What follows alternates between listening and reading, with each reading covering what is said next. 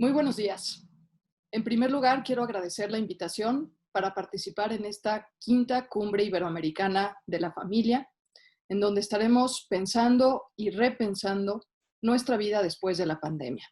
Yo voy a presentar a continuación un panorama general de la pandemia, cómo la hemos vivido, y sobre todo me voy a concentrar en tres claves que considero muy importantes a partir de la lectura y de la escucha atenta de los documentos de la encíclica Laudato Si, de la nueva encíclica Fratelli Tutti, en donde considero que hay al menos tres claves antropológicas que nos permiten replantearnos nuestra vida después de la pandemia.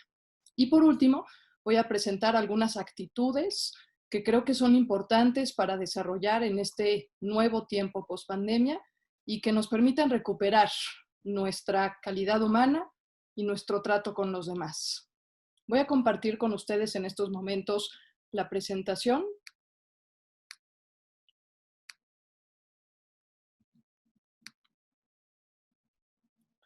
Bien, lo primero que voy a hacer como a manera de introducción es dar un panorama sobre algunos de los paradigmas filosóficos e históricos más importantes a lo largo de la historia. Creo que es importante entender en dónde estamos, pero para entender en dónde estamos necesitamos ver cómo ha ido evolucionando el pensamiento de las personas, porque es muy curioso, si nos vamos a la historia de la filosofía, es muy curioso ver cómo las mismas inquietudes que interrogaron a los filósofos presocráticos hace muchos años, actualmente son quizás las mismas que estamos teniendo y que hemos vivido desde marzo de este año hasta ahora y que probablemente sigamos viviendo en los futuros meses. Entonces voy a presentar fundamentalmente los tres paradigmas de pensamiento más importantes para ubicar en dónde estamos.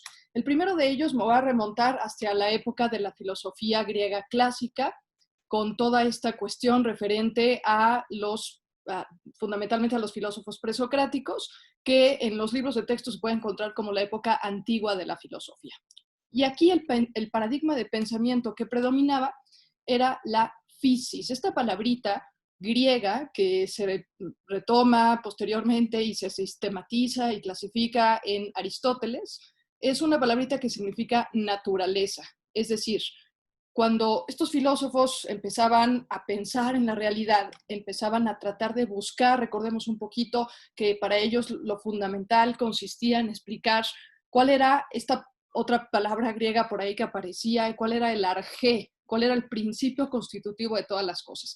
Ellos hacían filosofía en base a lo que tenían alrededor, en base al mundo que podían ver y percibir y tocar y palpar y estar en contacto con él, y eso les despertaba muchas inquietudes. Es decir, la primera filosofía que se hace con respecto a la naturaleza, y por eso tenemos respuestas, como por ejemplo, tenemos a un Anaxímenes que hablaba del principio constitutivo de todas las cosas como el aire, es decir, como esta idea fundamental que posteriormente se retoma en la tradición judeocristiana de aliento vital que impulsaba, que da vida, que pone en marcha todo cuanto existe. Luego teníamos por ahí a un Heráclito que decía, bueno, en realidad el arjé tiene que ver con el fuego, porque el fuego tiene una fuerza transformadora importante y hace que las cosas se muevan y que las cosas cambien. Luego había por ahí un Tales de Mileto que decía que el principio constitutivo de todas las cosas pues era el agua, ¿no? Es decir, lo que había en el fondo, la inquietud que había en el fondo, era decir, en base a qué explico mi vida y la vida del mundo que me rodea. Por último, pues ahí había algunos que decían, bueno, es que en realidad son los cuatro elementos, no es que uno tenga primacía sobre el otro, sino que en realidad entre los cuatro conforman toda la materia viviente y no viviente. Esas eran unas primeras respuestas en base a lo que tenían enfrente de ellos, en base a la naturaleza que los rodeaba. Luego entramos y pasamos a un cambio de paradigma con esta época que algunos clasifican como época medieval, en donde el paradigma de pensamiento ya no es la physis como antes, sino que ahora es theos, Dios. Dios instalado en el centro del pensamiento humano, de tal manera que todas las respuestas, todas los acercamientos hacia la realidad, hacia mi propia existencia y la existencia de todo cuanto me rodea, eran perfectamente explicables a partir de la idea de Dios. Sin embargo, a Dios no se le llega solamente por la razón, sino que se incorpora un segundo elemento de conocimiento en esta época, que es la fe. Y esto provoca que algunos consideren esta época como una época oscura, como una época de develamiento de los misterios y de los mandatos divinos, e incluso que abandonen sus propias acciones a una especie de destino divino, probablemente incognoscible, pero poco a poco que se va develando en la realidad y en el mundo que nos rodea. Posteriormente, estoy dando aquí un panorama muy breve de siglos, pero bueno, nada más con fines pedagógicos para llegar a esta pregunta fundamental de en dónde estamos hoy a partir de este surgimiento de la pandemia y cómo podemos retomar nuestra vida después de la pandemia. Luego viene un tercer paradigma de pensamiento, que es lo que se denomina la época moderna de la filosofía, pero también de la humanidad, porque en el centro ya no tengo ni la fisis ni tengo ateos, tengo antropos, tengo al ser humano, el ser humano en el centro del pensamiento, de la experiencia, de lo cognoscible, de las explicaciones del universo. Todo se explica a partir de la mera racionalidad humana. Y entonces hay una independencia total de toda forma de autoridad. Y en esos momentos, recuerden que provenimos de una época medieval, es decir, la época anterior a esta que estoy presentando, es la época medieval, me independizo de la religión concretamente, no echo mano de la fe, todo el mundo es perfectamente cognoscible únicamente a partir de los datos de mi racionalidad. Y aquí surge una idea que posteriormente va a ser sumamente peligrosa para la humanidad y que en parte se conecta con lo que estamos viviendo, que es la idea de progreso. Esta idea de progreso, entendida de forma lineal, entendida pues un poco buscando siempre el fin independientemente de los medios, que hace avanzar a pasos acelerados la ciencia y la técnica, pero que también genera en el ser humano un afán de dominio. Esto es una idea fundamental, porque lo que el ser humano intenta hacer es aprender, por un lado, el mundo, con H intermedia, aprender el mundo, entenderlo, comprenderlo, pero también intenta dominarlo. Él, al estar en el centro del mundo, al estar en el centro de todas las explicaciones, se desarrolla en su interior una mentalidad dominadora. Es decir, quiere ejercer un dominio total sobre la fisis, sobre theos, sobre los otros paradigmas de pensamiento. El resultado de esta racionalidad dominadora, pues es aquello que la primera generación de los filósofos de la Escuela de Frankfurt, Max Horkheimer y Teodoro Adorno, llamaron la barbarie. Hay un cuadro muy famoso de Goya, que no sé si alguno de ustedes pueda identificar, que es este, que dice, no, quizás no se nota con total claridad, pero lo que dice es, el sueño de la razón produce monstruos. Es decir, esta razón que se queda dormida en los lindes de su propio ser, esta razón que confía demasiado en sí misma y que por confiar demasiado en sí misma cree que el progreso va a venir aplastando otras realidades. ¿Qué tenemos hoy en día en estos momentos? ¿Qué paradigma de pensamiento creemos que puede estar dominando en esta época post-pandemia? Pues tenemos casualmente, y aquí es un poco ya la invitación a empezar a reflexionar más profundamente, resulta que se nos ha instaurado en el centro de nuestro pensamiento y en el centro de nuestras respuestas existenciales, antropológicas, teológicas, filosóficas, se nos ha vuelto a instaurar aquello que en la filosofía griega clásica, en los presocráticos, estaba en el centro del universo. Si ustedes recuerdan, era la fisis. Hoy tenemos en el centro de nuestras respuestas y en el centro de nuestra vida, en México desde marzo, en otros países, en Wuhan, en Wuhan, en China, desde diciembre del año pasado, del 2019, tenemos la fisis, otra vez, instaurada. ¿Qué es el coronavirus? Si no es una fisis, si no es una naturaleza, sabemos que propiamente hablando no es una partícula viva, no es un ser vivo, pero sí es una proteína que tiene una capacidad enorme para ser fácilmente contagiada y que esto, pues evidentemente, nos regresa años luz atrás. Es decir, estamos nuevamente con un esquema de pensamiento centrado en la naturaleza.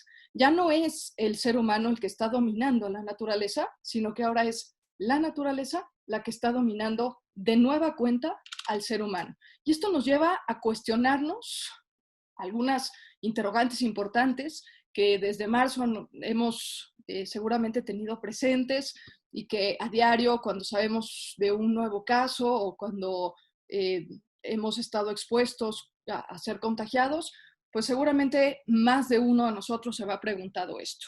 Al final del día, ¿qué es la vida? Al final del día, si la vida puede ser alterada por algo que no sabemos ni siquiera en dónde está, que ni siquiera podemos advertir, pues pareciera que esta vida que pensábamos que la teníamos prácticamente asegurada, que pensamos que podíamos dominar todas sus leyes, resulta que nos empieza a parecer más como un misterio. ¿Qué clase de vida somos? Porque sabemos también que el coronavirus no les afecta a los animales, nos afecta solamente a nosotros. Entonces, otra pregunta que provoca otro derrumbe en nuestros esquemas de pensamiento. No que el ser humano ya estaba muy seguro, no que ya había logrado dominar su propia naturaleza y la naturaleza que le rodea, y al final del día solamente los humanos nos enfermamos del coronavirus. ¿Cuál vida importa? Esta ha sido una pregunta, sobre todo cuando empezaron los primeros contagios y hubo un poco más de saturación en los hospitales. Empezamos a preguntarnos, bueno, ¿qué va a pasar cuando al final del día haya más enfermos que camas disponibles? Y cuando no tengamos recursos para atenderlos. Y empezaron todas estas cuestiones referentes a la clasificación de los pacientes y los dilemas éticos y bioéticos profundos que nos hacían cuestionarnos cuál vida vamos a salvar, a cuál vida le vamos a dar prioridad. Y eran dilemas profundamente duros de resolver, porque los protocolos médicos nos llevaban a afirmar que una vida valía más por encima valía más que la otra, y esto ontológicamente y antropológicamente no cuadra. Todas las vidas valen igual y sin embargo había que elegir porque no teníamos recursos necesarios para hacerlo. Y otra pregunta ahí fundamental que varios de nosotros nos hemos hecho desde marzo es ¿qué rige nuestra vida? Pensábamos que la regía la ciencia y la técnica se nos derrumbaron. La pregunta queda en el aire. ¿Qué rige nuestra vida? ¿Un virus? Que repito nuevamente, lo suficientemente invisible, pero lo suficientemente peligroso.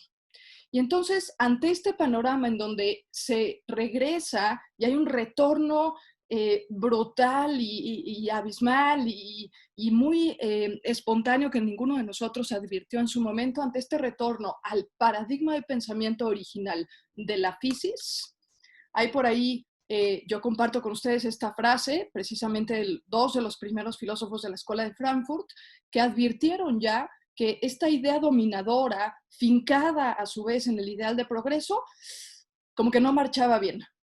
Podíamos empezar a irnos a un precipicio al querer dominar absolutamente toda la naturaleza humana. Y Max Horkheimer y Teodoro Adorno dicen en esta obra, Dialéctica de la Ilustración, ellos dicen, cito, el dominio del hombre sobre la naturaleza lleva, paradójicamente, al dominio de la naturaleza sobre el hombre. Fin de la cita. Y esto es lo que estamos viviendo. Un virus que se adueñó de nuestra vida y que la trastocó lo suficiente como para que ahora nos estemos cuestionando cómo recomponer las piezas de este rompecabezas que de pronto se nos resquebrajó.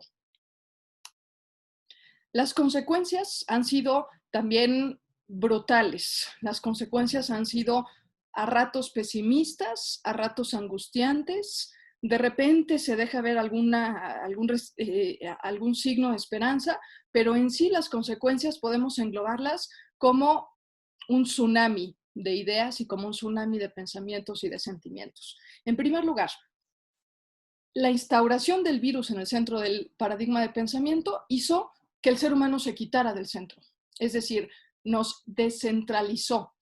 Y cuando el ser humano se quita del centro del universo, tiene que empezar a pensar en otras realidades y tiene que admitir con profunda humildad, que lo veremos un poco más adelante, tiene que admitir con profunda humildad que él no es el centro del universo, que el mundo no gira en torno a él. Y esto provoca, por supuesto, pues un derrumbamiento de esto que el Papa Francisco ha llamado desde el inicio de su pontificado la ceguera autorreferencial, es decir, de estar plenamente seguros de nosotros mismos, resulta que cuando advierto que existen otras realidades y que esas otras realidades también tienen injerencia en mi propia vida, me vuelvo ciego frente a ellas y prefiero resguardarme en mis propias seguridades. pero no puedo hacerlo porque sigue habiendo un virus en el centro del universo, sigue estando la fisis, la naturaleza, queriendo dominarme. Y eso me lleva a también sentir, y lo hemos experimentado todos en esta pandemia, hemos tenido que desinstalarnos de nuestras zonas de confort. De pronto tuvimos que aprender a trabajar en casa, de pronto tuvimos que resguardarnos en cuatro paredes, de pronto tuvimos que empezar a usar un cubrebocas, de pronto tuvimos que empezar a hacer más frecuente el lavado de manos, es decir, desinstalarnos de aquellas comodidades o de aquellos estilos de vida que nos brindaban de alguna manera confianza y seguridad. Esto nos lleva a movernos y este quizás sea uno de los signos de esperanza que vamos a empezar a advertir en esta pandemia. Todo dinamismo puede conducir a algo mejor, pero la decisión nuevamente depende de nosotros. Por eso este dinamismo, esta desinstalación que nos mueve, que nos lleva a romper esquemas de pensamiento. Pensábamos que no íbamos a poder hacer muchas cosas y ahora resulta que sí las podemos hacer. Pensábamos que iba a ser muy difícil incorporar hábitos higiénicos en nuestra vida y ahora no salimos de casa sin el gel desinfectante. Es decir, nos mueve y cada movimiento rompe fronteras y rompe barreras. También nos hemos cuestionado sobre esta idea de seguridad y de progreso, de llegar a algo mejor, de querer ser perfectos, de tener todas las leyes de la naturaleza en la palma de la mano y poderla alterar como quisiéramos para generar seres humanos perfectos. Esto ya no es posible porque ya nos dimos cuenta que aún aquellas personas que parecía que tenían más conocimiento sobre la naturaleza han caído enfermas. Por supuesto, nos hemos dado cuenta de la insuficiencia de la ciencia y de la técnica. Esto ha sido también una cuestión que nos ha generado mucha angustia porque hoy estamos en un escenario en México con más de 90,000 personas fallecidas, en el mundo entero con más de 35 millones de casos de personas contagiadas y sin embargo todavía no tenemos una cura y todavía no tenemos una vacuna. Es decir, la ciencia y la técnica no pueden solucionar absolutamente todo. Si confiábamos en ellos como la panacea para todos nuestros males, si confiábamos en la técnica como la solución a todas nuestras interrogantes, la ciencia y la técnica hoy no han sido capaces de solucionarnos nuestra angustia y nuestro miedo. Por supuesto, se nos ha caído esta barrera y esta falsa sensación de seguridad en nosotros mismos que se desenmascara como un egoísmo y pues todas nuestras seguridades, nuestros juicios, nuestros modos de conocimiento, nuestros modos de entendimiento del mundo, nuestras relaciones humanas, todo nuestro suelo firme se ha trastocado y se han roto absolutamente todas nuestras seguridades. Y esto ha generado mucho miedo, mucha angustia, mucha desesperación, pero sobre todo mucha incertidumbre. Nos estamos moviendo en un nuevo mundo, estamos transitando hacia un nuevo modelo de pensamiento que todavía no terminamos de vislumbrar con claridad. Bien, frente a esto, la propuesta que yo planteo es repensar nuestra vida después de la pandemia, nos guste o no, ya nos desinstalaron, nos guste o no, nos tenemos que mover. Entonces, ¿cómo hacerlo y cómo repensar nuestra vida después de la pandemia? Yo propongo hacerlo a partir de dos lecturas. La primera, a partir de algunas claves que aparecen en la Laudato Si, y la segunda, a partir de esas claves, cómo se vuelven a manifestar a partir de la nueva encíclica del Papa Francisco, la Fratelli Tutti. Entonces voy a presentar tres claves antropológicas de las que después se desprenderán actitudes antropológicas. La primera de ellas consiste, y aparece de inicio a fin en la Laudato Si, es recuperar la dimensión creatural. La dimensión creatural del ser humano se fundamenta en la idea de que no fuimos creados por necesidad, de que cada vida, y sobre todo la vida humana, fue creada única y exclusivamente por amor. Y aquí voy a permitirme citar a Romano Guardini en su libro Mundo y Persona, en donde dice, cito, el acto por el que fue creado, se refiere al ser humano, no fue, a su vez, un acto que tuvo que acontecer, sino que aconteció porque fue querido. Fin de la cita. Es decir, esto nos tiene que llevar al sentir que nuestra vida ha sido dada en total y absoluta gratuidad, pero nuestra vida y la vida de todas las criaturas. Es decir, me tiene que llevar a retomar la gratuidad y el don de mi propia existencia. Cada mañana, en un escenario de pandemia, cada mañana despertarnos es un don. Cada mañana sentir que podemos respirar sin dificultad es gratuidad. Gratuidad de nuestra existencia y gratuidad de la existencia de los otros en mi vida. Esta comprensión de mi vida como un regalo, de mi vida como un don, a su vez me tiene que hacer reconfigurar el sentido de mi propia libertad. Es decir, la sensación de gratuidad me lleva a ser libre, me lleva a ser libre frente a mis decisiones y a ser libre frente a las decisiones que tomo con quienes me rodean y con el mundo en donde me inserto. Pero esta libertad tiene que estar considerada y tiene que ser admitida y acogida igualmente en un sentido profundo de gratuidad. Todos en esta pandemia hemos experimentado nuestra fragilidad y nuestra vulnerabilidad. Hemos experimentado que nuestra vida pende de un hilo, que nuestra vida se nos puede ir en cualquier instante. Por ello mismo, ante la pregunta ¿por qué otros se han enfermado y yo no? ¿Por qué otros han fallecido y yo no? Necesariamente tengo que repensar y tengo que reflexionar sobre este valor intrínseco que aparece en el Laudato Si y ahora en la Fratelli Tutti se retoma con mucha mayor fuerza, y tienen ustedes el numeral donde lo pueden buscar en la Fratelli Tutti, que consiste en reconocer el valor intrínseco de todas las personas, que se llama dignidad. Ojo, que no depende de que estemos o no enfermos, que no depende de que tengamos o no tengamos, que no depende de que otros incluso la reconozcan o no. Nuestra vida es valiosa y nuestra vida es digna independientemente de las circunstancias en donde estemos. Y por eso esta primera dimensión creatural, en el sentido en que recoge la gratuidad de nuestra existencia, nos permite empezar a construir lazos de fraternidad, empezar a construir este sentido de hermandad con los otros. Nuestra fragilidad es la misma que la persona que está enfrente de mí y la persona que está al lado de mí. Y en base a ese sentido de vulnerabilidad compartida, podemos sentirnos hermanos. Hay una segunda clave antropológica que es la clave relacional, que consiste en detectar y reconocer que no nos salvamos solos, que necesitamos de los otros para salvarnos. De los otros, de su presencia, pero también de su historia. Es decir, no somos no solamente nosotros. Nuestra historia es un conglomerado de historias en donde aparecen los otros.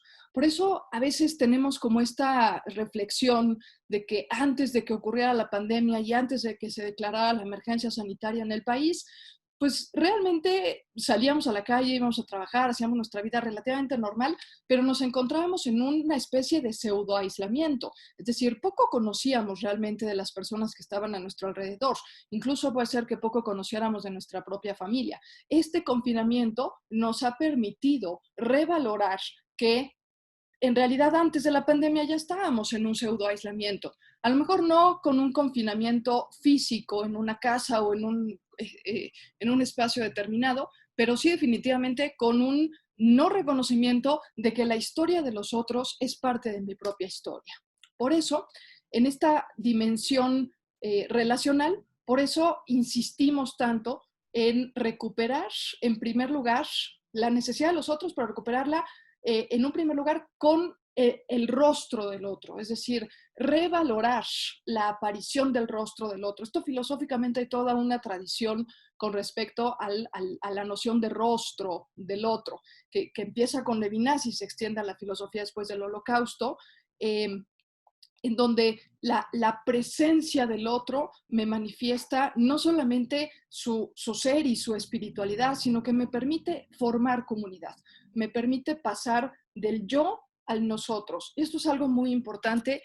Ahora por cuestiones de tiempo no puedo desarrollarlo a profundidad, pero quizás lo primero que habría que hacer es retomar y recoger otra vez esta aparición del rostro del otro.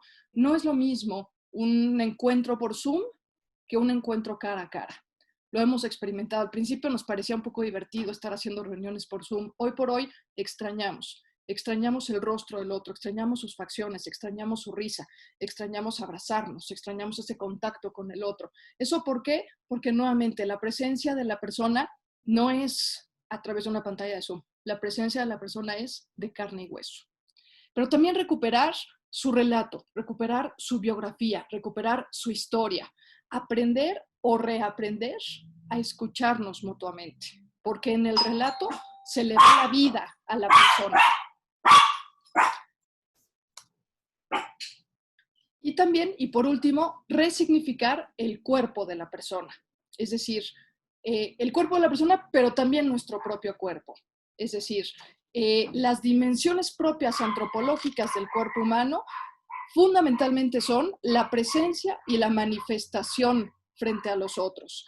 Y en ese sentido, el cuerpo de la persona, que ahora es frágil, que ahora es vulnerable, que ahora se enferma, que ahora le duele, que ahora puede corromperse y finalmente desaparecer, este cuerpo de la persona tiene que significar no solamente una enfermedad, sino una dignidad que está de por medio.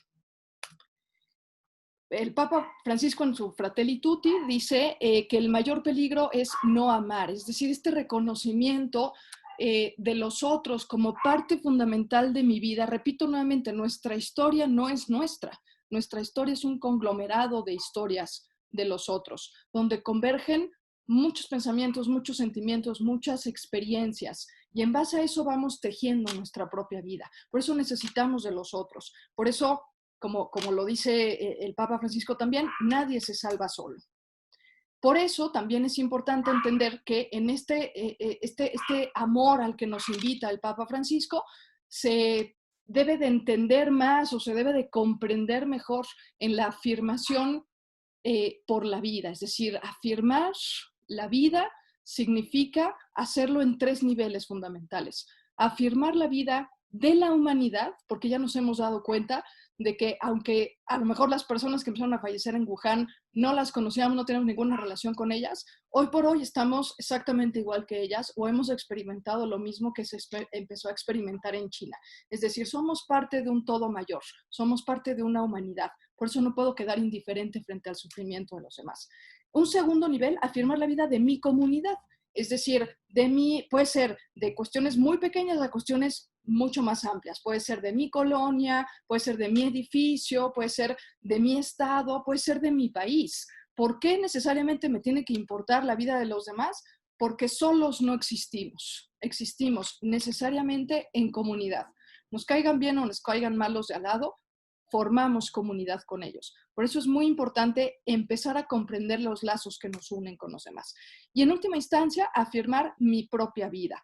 Es decir, estamos obligados a hacer todo lo posible para afirmar nuestra propia vida, para protegerla, para salvaguardarla. Y por eso es muy importante en este tema de la pandemia, y ha sido muy cuestionado, pero se reafirma, cada día se reafirma como más importante aún, el uso del cubrebocas, quedarnos en casa y no hacer actividades que no sean estrictamente esenciales, si vamos a salir, ponernos las medidas de seguridad suficientes, porque no solamente es cuidar mi vida, es que en el cuidar mi vida estoy cuidando la vida de los demás y se está otra vez reafirmando esta dimensión relacional.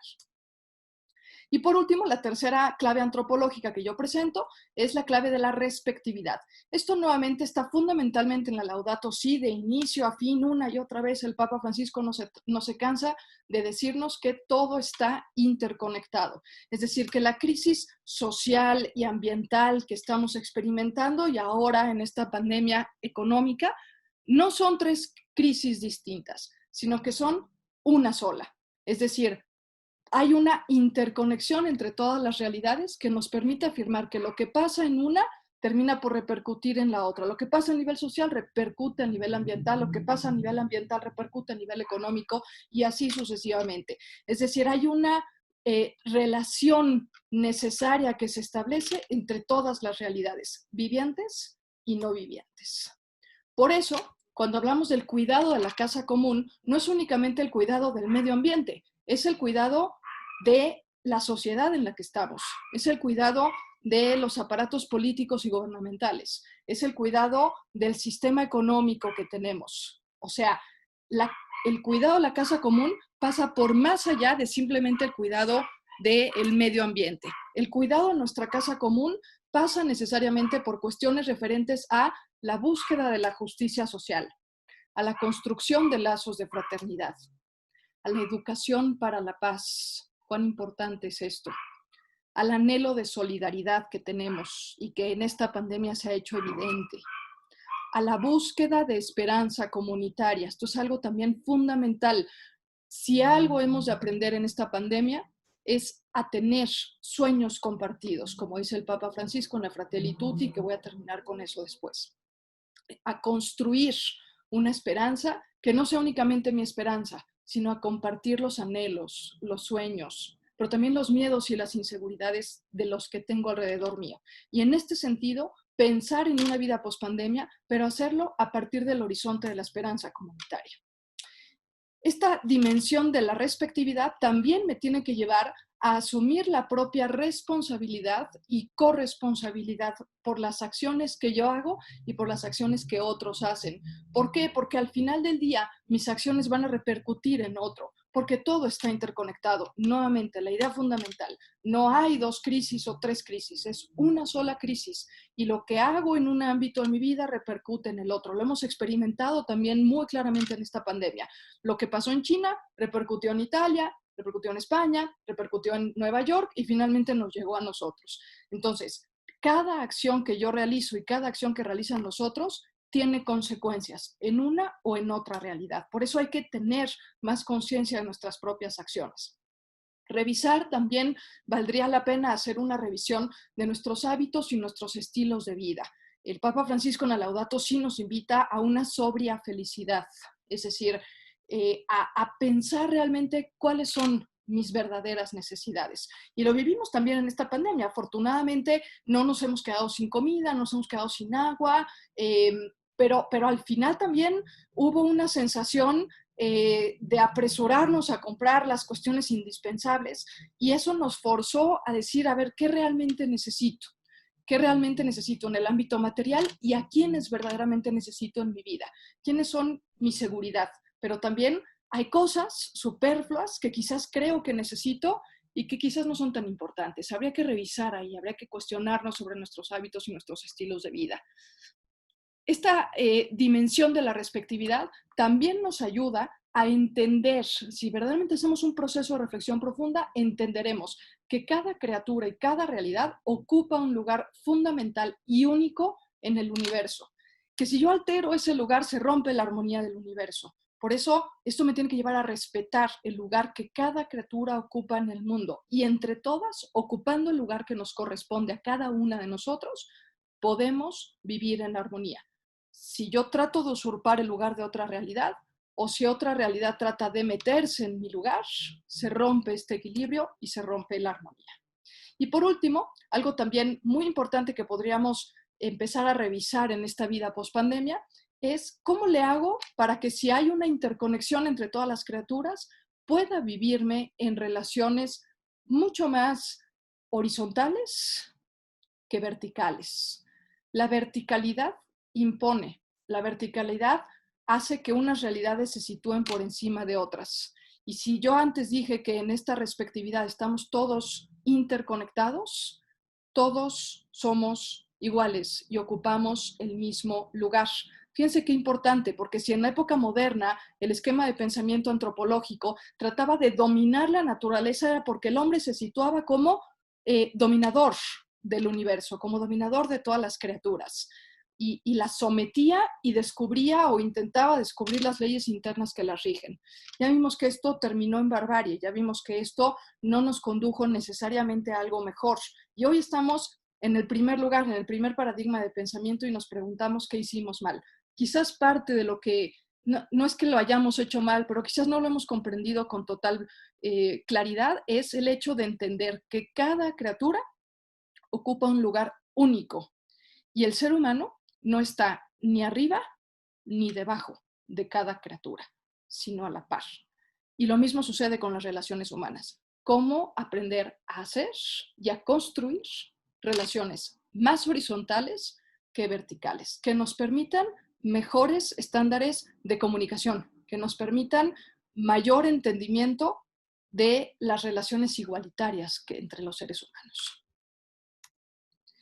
Ahora, de estas claves antropológicas se desprenden actitudes que si bien algunos quizás ya hemos desarrollado, hay por ahí otros que quizás tenemos que empezar a desarrollar o tenemos que replantearnos, pero que en definitiva creo que son actitudes, miradas nuevas que nos pueden ayudar a repensar nuestra vida después de la pandemia. Entonces, de la primera de las claves antropológicas que yo presenté, que es la dimensión creatural, algunas actitudes pueden ser, por mencionar algunas, no significa que sean todas. Quizás alguno de ustedes puede pensar en alguna otra y con todo gusto.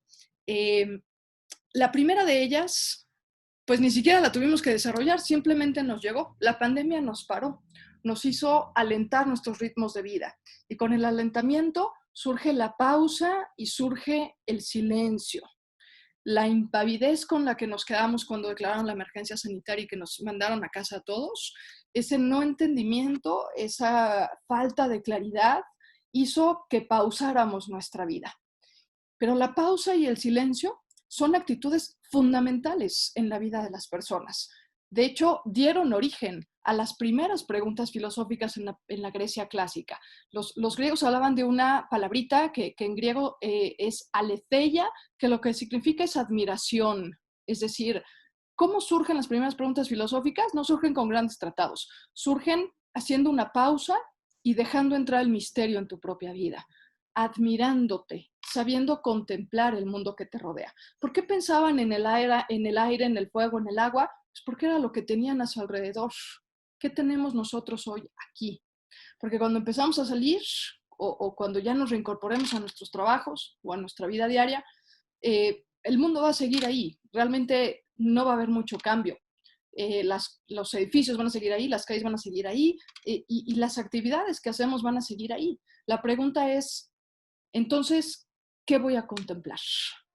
¿Cómo me voy a dejar interpelar por este mundo que hoy me despierta una mirada nueva?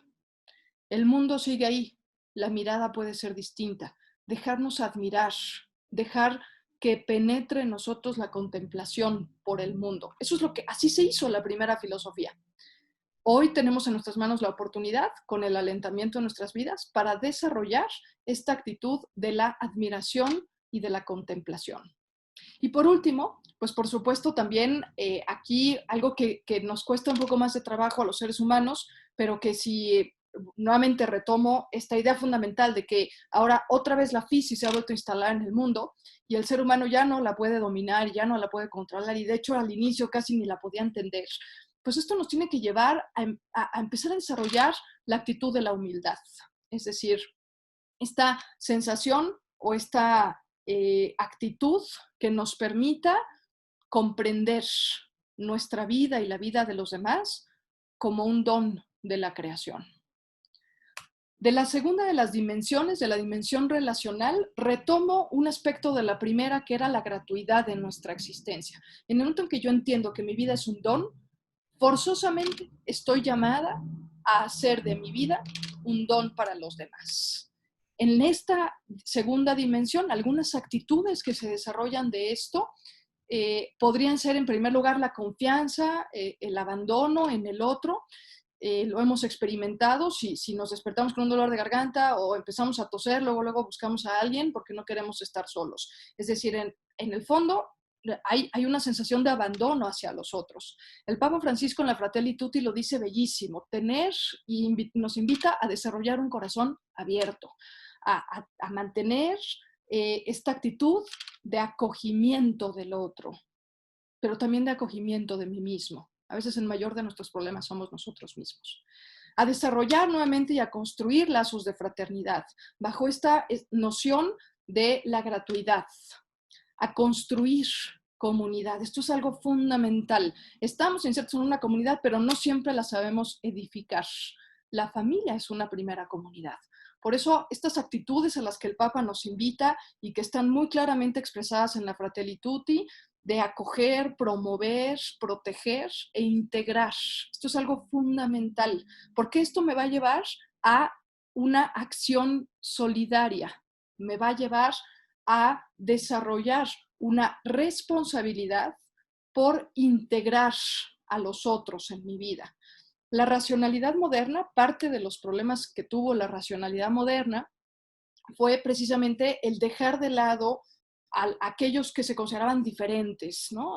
La noción de alteridad en filosofía que es tan importante, aquello que no soy yo, y de pronto en algún momento hubo un afán por homogeneizar el pensamiento y aquello que no cuadraba dentro de un mismo esquema, pues era desechado. Y entonces, que me parece a mí que tenemos en esta pandemia una oportunidad perfecta para integrar a los otros, a los que están en el margen, usando términos del Papa Francisco, a los que han sido descartados. Hoy por hoy tenemos muchos casos de marginación, de exclusión, incluso de violencia y de ataques, por ejemplo, contra los profesionales de la salud. Pero también ya lo hemos estado experimentando contra aquellos que ya contrajeron COVID o que tienen COVID. Y de algún modo los hacemos a un lado. Y de algún modo, en parte por miedo, pero en parte también por una actitud de no saber integrar a los otros, no saber acoger la diferencia. La diferencia es riqueza cuando se entiende en su pleno significado. Entonces, esta acción solidaria de integrar a los otros también pasa necesariamente por despertar la responsabilidad por las generaciones futuras. Esto es algo que aparece muy claramente también en la Laudato Si. Ahora que hemos sentido que nuestra vida se nos puede ir en cualquier momento y que pueden ocurrir situaciones que ni siquiera habíamos podido contemplar ni siquiera en un cuento de ciencia ficción, creo que es importante que nos cuestionemos qué estamos heredando, qué estamos dejando en nuestro breve paso por el mundo, qué le estamos dejando a las generaciones futuras. Y por supuesto, todo esto dentro de un marco de diálogo. Hemos olvidado la riqueza de sentarnos a dialogar. El diálogo que está también muy presente en la Fratelli Tutti del Papa Francisco, este diálogo que se enriquece con las diferencias. Tratar de recuperar la capacidad dialogante del ser humano, porque no somos únicamente máquinas, no somos únicamente sentimientos, también somos racionalidad y también somos historia, y parte de esta historia se teje en el diálogo con nosotros. Y por último, en la tercera de las dimensiones, la dimensión de la respectividad, retomar y repensar al menos dos ámbitos. El primero, el sentido del trabajo, el sentido que le damos a nuestro trabajo, que ha sido una de las cosas que más se han visto trastocadas en esta pandemia. El trabajo, pues, esta relación que establecemos con el mundo que nos rodea, que al final del día de ahí surge el trabajo, en la relación del hombre con el mundo que le rodea, puede ser una relación alienante o puede ser una relación edificante. El trabajo puede ser alienante o el trabajo puede ser edificante. Cómo lo quiero percibir dependerá de cada uno de nosotros. Las relaciones que establezco en mi trabajo, lo que hago, lo que instrumentalizo en mi trabajo o lo que comunico en mi trabajo, puede ser edificante o puede ser alienante. Parte de esta pandemia a todos nos desinstaló trabajar por internet, trabajar en nuestras casas, y sin embargo poco a poco hemos ido descubriendo que hay manera de empatizar con el otro, que hay maneras de generar estos vínculos que presencialmente no podemos hacerlo, pero que al final el trabajo se vuelve un trabajo edificante para ambos. ¿Qué sentido le quiero dar a mi trabajo? Valdría la pena repensar en esto. Y el segundo, repensar también el sentido de cultura. La cultura expresada como la manifestación de un pueblo, de una comunidad, de sus ideales, de sus anhelos, de sus sueños, pero también de su vivencia, también de su día a día. Pero sobre todo hay un elemento importantísimo en el sentido de la cultura, que es que la cultura da pertenencia.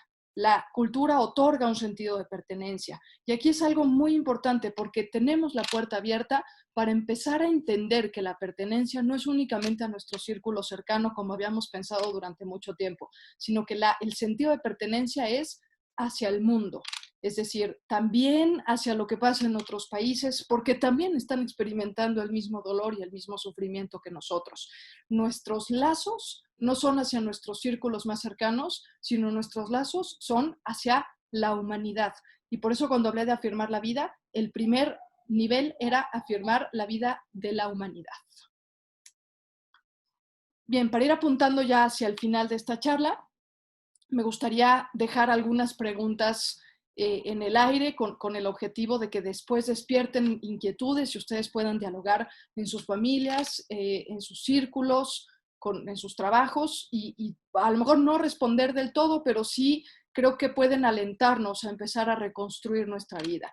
Algunas de ellas, bueno, ustedes tienen ahí ya dos imágenes que evocan una enorme capacidad de dos personas para no solamente para enfrentarse al mundo, sino para dar una respuesta frente a él. Todas las crisis nos interpelan. La respuesta que demos dependerá del horizonte desde el cual miremos nuestra crisis. Algunas preguntas que ayudan para construir este horizonte de pensamiento pueden ser, entre otras, cómo construir una nueva humanidad. Es decir, estamos en una época de tránsito, es innegable. Ya no podemos regresar a lo de antes, es innegable. Pero entonces, ¿cómo le hago para caminar a una nueva humanidad? El Papa Francisco lo dice y lo ha dicho con mucha claridad desde el principio. Con imaginación y con creatividad. Él no se cansa de insistir salir a las fronteras con imaginación y con creatividad. Tenemos que reimaginarnos nuestra vida.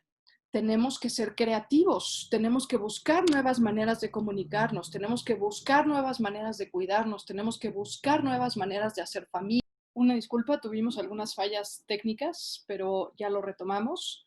Estaba yo hablando acerca de la imaginación y la creatividad como dos mecanismos que nos pueden ayudar a repensar y a reimaginarnos nuestra vida después de esta pandemia.